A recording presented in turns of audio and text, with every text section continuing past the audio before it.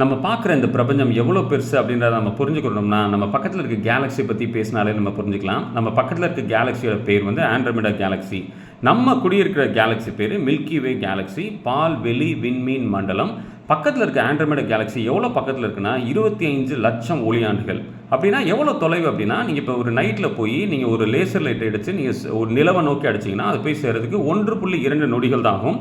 அதே லேசர் லைட்ட நீங்க சூரியனை நோக்கி அடிச்சீங்கன்னா, சுமார் 8 நிமிடங்கள் ஆகும். அதே லேசர் லைட்டை நீங்கள் தூக்கி அந்த கேலக்சியில் அடிச்சிங்கன்னா அந்த ஆண்ட்ரோமெடா போகிறதுக்கு 25,00,000 வருஷம் ஆகும். சரி, நம்ம அங்கே போகிற அளவுக்கு நம்மளுக்கு தொழில்நுட்பம் இருக்கா அப்படின்னா, நம்ம மனிதன் கண்டுபிடிச்சதுலேயே ரொம்ப வேகமாக போகிற விண்கலன் பார்த்தீங்கன்னா பார்க்கர் சோலார் ப்ரோப். அது எவ்வளோ வேகம் போகுதுன்னா, 1 மணி நேரத்துக்கு கிட்டத்தட்ட 7,00,000 கிலோமீட்டர், ஒரு நொடிக்கு கிட்டத்தட்ட 200 கிலோமீட்டர் போகும். அதாவது நீங்கள் மதுரையிலேருந்து திருநெல்வேலி போகணுன்னா ஒரு நொடியில் போயிடலாம். அந்த பார்க்கர் சோலார் அவ்வளோ வேகமாக போகிறது எவ்வளோ நாள் ஆகும்னா, அந்த ஒருவேளை அந்த ஸ்பேஸ் கிராஃப்ட் எடுத்துகிட்டு நம்ம ஆண்ட்ரோமெடா கேலக்ஸி போகணுன்னா எவ்வளோ நாள் ஆகும்னா 400 கோடி ஆண்டுகள் ஆகும். கிட்டத்தட்ட 4 பில்லியன் இயர்ஸ், 400 கோடி. அப்போ அதுதான் உச்சபட்ச வேகம். அதுக்கு மேலே நம்ம போவது அதுக்கே 400 கோடி ஆண்டாகும். அப்போ நம்ம வந்து ஒருவேளை நம்ம ஒளியின் வேகத்துக்கு போனோம்னா என்னெல்லாம் நடக்கும் அப்படின்றது தான் ஒரு சுவாரஸ்யமான அறிவியல்.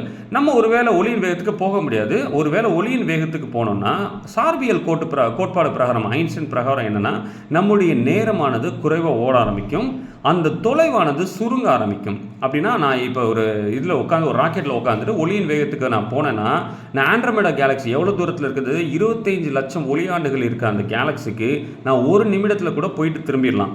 ஏன்னா அதோடைய அந்த தொலைவு குறைஞ்சிடும், என்னுடைய நேரம் மெதுவாக ஓடிடும். ஏன்னா கிட்டத்தட்ட அந்த அந்த லைட்டோட ஸ்பீடில் போனோன்னா அதோடைய அந்த ரிலேட்டிவிட்டி பிரகாரம் கிட்டத்தட்ட மணி நேரங்கள் ஓடவே ஓடாது. சரி, பூமியில் என்ன ஆகும் நிலம் அப்படின்னா, நான் போயிட்டு வந்தேன்னா பூமியில் அந்த நேரம் ஓடிக்கிட்டே இருக்கும். பூமியில் கிட்டத்தட்ட 40,00,000 ஆண்டுகள் கடந்திருக்கும். நான் போயிட்டு வர்றதுக்கு 1 நிமிஷம் தான் என்னோட கடிகாரம் காட்டும். நான் அப்படியே இருப்பேன், இளமையாகவே இருப்பேன். ஆனால் பூமிக்கு வந்தால் கிட்டத்தட்ட அது 40,00,000 ஆண்டுகள் அது வந்து கடந்து போயிருக்கும்.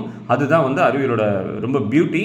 நம்ம இப்போதைக்கு நம்ம பக்கத்தில் இருக்க நட்சத்திரங்களுக்கே போக முடியாது.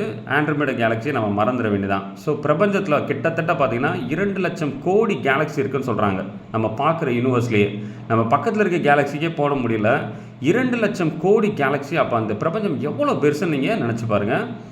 சில விஷயங்களை நம்ம டீப்பாக போய் பார்க்கும்போது அதோடைய அந்த பிரம்மாண்டம் ரொம்ப பிரமிக்க வைக்குது. நன்றி.